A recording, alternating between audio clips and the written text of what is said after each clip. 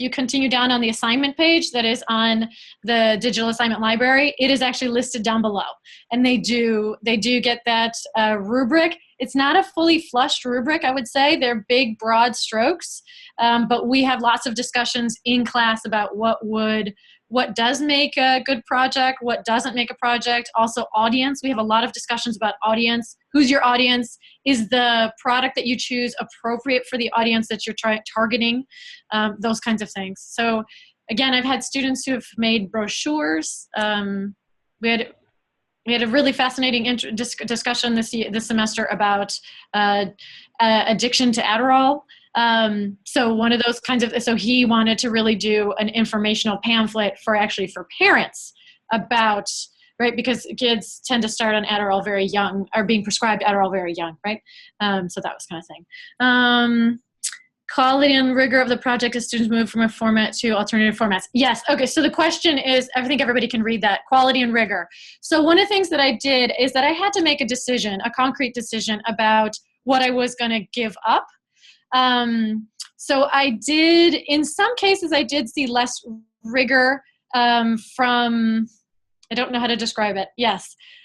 In a very traditional sense of rigor, yes, right? But at the same time, I'm reading this book called Critical Reading, and it actually really analyzes the effectiveness of the traditional academic paper to have students critically read, that they often just are skimming and only reading first pages of it just to be able to cite it and not really integrating.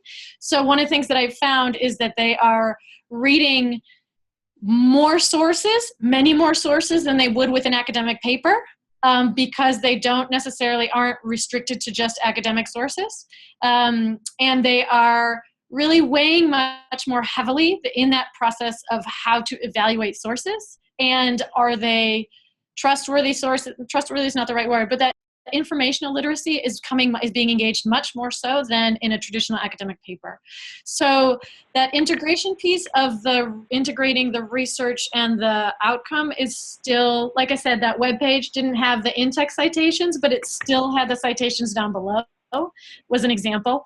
So I do see a wide variety, and that for me is a lot of me poking and prodding and mentoring during, right? They start after midterm. They start on their projects right after midterm, right? So we start kind of methodically going through and trying to we have examples in class of any kind of media or any kind of thing that they think that that people are trying to address an issue, and we kind of start uncovering it.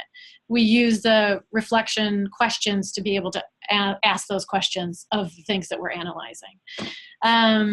There was one other question, Nina. It was, how many times have you done this as a multimedia project?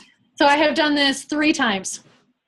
So I have done it once as an entirely multimedia project, right? So that it was entirely some sort of electronic format. What we had this was the final project. They had stations across the room during the final exam period, and they went from station to station viewing and giving feedback and commenting on everybody's multimedia project. This last time I did it, these last 2 times that I've taught it, it was entirely open, right? So entirely, they didn't have to use technology if they didn't want to use technology, or they could use technology ever.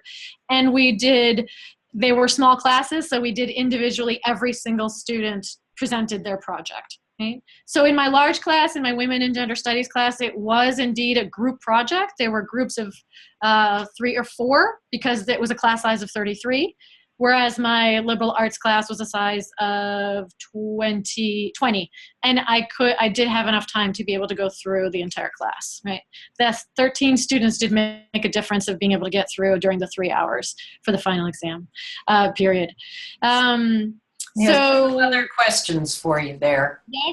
Again, I did provide lots of formative feedback, absolutely, consultations. At one point during at least 3/4 of the way through the semester, I tend to, if we can afford it, I tend to cancel a class and just have individual meetings with all the students about their projects. If not, it's on their project proposal that I give them feedback. I have conversations with them before or after or during class, or there's constant discussion and on blog posts. Discussion board posts through Moodle about their projects and how it's going. So I give them that. And then how are students prepared for this through earlier experiences in the program? To tell you the truth, it varies enormously. So for My women and gender studies were primarily first-year students. They had zero preparation, I think, right? So it was all within the course that they were prepared, that they were getting prepared for this, and just activities that we were doing in class, active learning strategies of analyzing, reading scholarly text. Okay, what does this apply? How do we see this in the larger world? What are you seeing commercials, or what are you seeing in the larger world that they bring in? For the liberal arts class, they were seniors. It poses its own challenges because they're seniors that are coming from all different disciplines, right? And so that was a real challenge for me. So it depends. It really depends on where the pathways that they go through through their experience, their undergraduate experience, that will prepare them or not. I assume that they don't have aren't prepared for this during their through their college experience, and I just assume that I'm the one who has to be responsible for preparing them for it. Mm-hmm. The most common problems or puzzles that the students encountered. I would say the most common problems and puzzles that the students encountered were really time management issues. They were really about how to break down a project into small, manageable chunks, right? What steps do they have to take? They tend to think of these research processes as very linear, right? Because the academic paper, I think, has been prepared, or their methods class has presented research as a very linear process, and sometimes they're very overwhelmed with how messy it is and how ambiguous it is, and oh, do I have to decide everything, and isn't that horrible? And no, that's great. It allows you for maximum flexibility, but they do have to wrestle with it. When did you introduce the project? I tend to introduce the project right after midterms. So we have midterms, we have a break, and when we come back, we already start introducing and start working little by little on the skills that are necessary for it, but also thinking about the project itself. Blog posts early on in the semester are also asking them what are they really passionate about, what's a social problem that they really struggle with to understand, those kinds of things that they then write on discussion boards, and then we try to fully flesh them out. Did you consult the DQP at some point in making this assignment? I went to a charrette. So okay. I was definitely went to the charrette in Boulder, Colorado, if I remember correctly, and we workshopped this crazy workshopped. And so that was also the reiteration. This time is probably the most open, right, as a result of the last time, as a result of the charrette and some of the feedback of giving students more possibility and more scaffolding. So I've done much more scaffolding this time than I had in the past. That's great.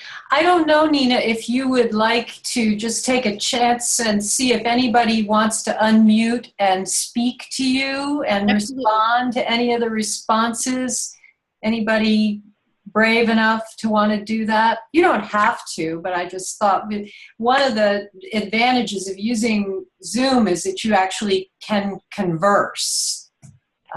And if somebody would like to say something to Nina. I would just briefly. I think it's a great assessment or assignment, Nina.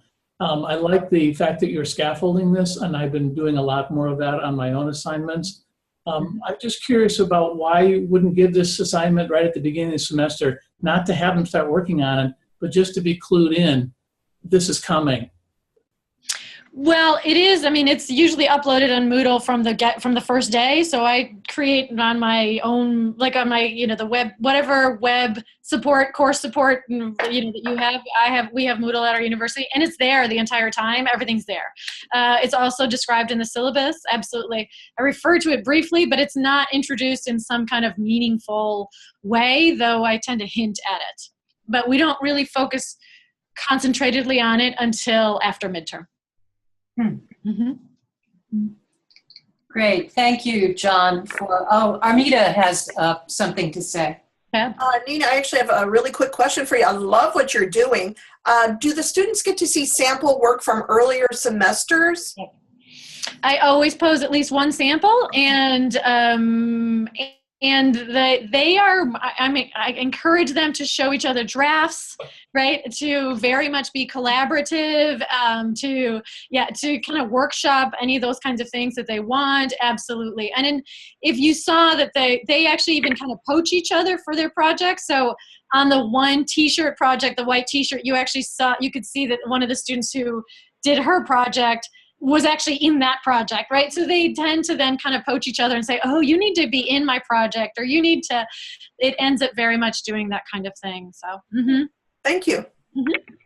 Great. Anybody else want to follow up verbally with Nina? Well, you may think of other questions, and you can at any point put them in the chat. Nina, you're with us for just a few more minutes, right? Actually, I was wondering if maybe what I can do is I can share to all my email, and if anybody wants to contact me with examples or any kind of questions, I would be happy to continue the conversation and to have you send me things. So I can also send an email to everybody who signed up for this workshop. So, and I'm planning to do that because I'm recording it, and that I can post a link somewhere so people can see that. I can put the email, but if you want to put it in the chat, that would be fine too. We obviously were thinking about ways that we could use this venue to workshop and in different ways, you know, beyond your campus. So you've just been the very first volunteer. I think that's really helpful to get to see an assignment that way, and we could do this with a syllabus as well. Yeah. Okay, I see you sent your email address to everyone. People can see that. Well, that's just great. So what I can do now, it looks Pat is back, and her internet connection's not great, but one of the things that Pat really wanted to do was to show you a new toolkit at NILOA that will help you to do some charrette-like things, similar to what we're doing today, but also taking some of the charrette practices. Pat, you ready for me to turn this over to you? You can just shake your head. Or you can, I think you're on the phone, right?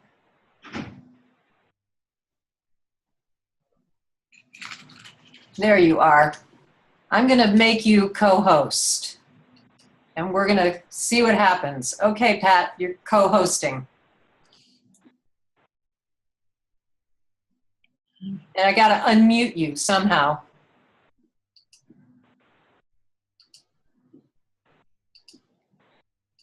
There, you're unmuted. Me now?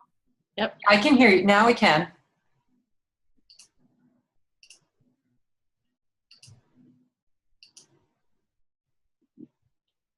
Can you still hear me? Yes, you're using your phone, right? I'm on the phone. Okay. Yes, yes. Okay. All right. Well, apologies to everyone. No. Where's that? Oh, sorry.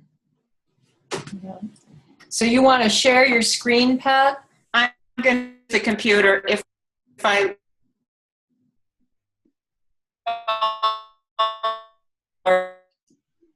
I don't know. You have to probably either use your phone or use the computer. Yeah. If you would do that, Susan. You want me to Yep. Well, we obviously see how we get a technology challenge here. Do you want me to, Pat, I can put up the toolkit if I can find it.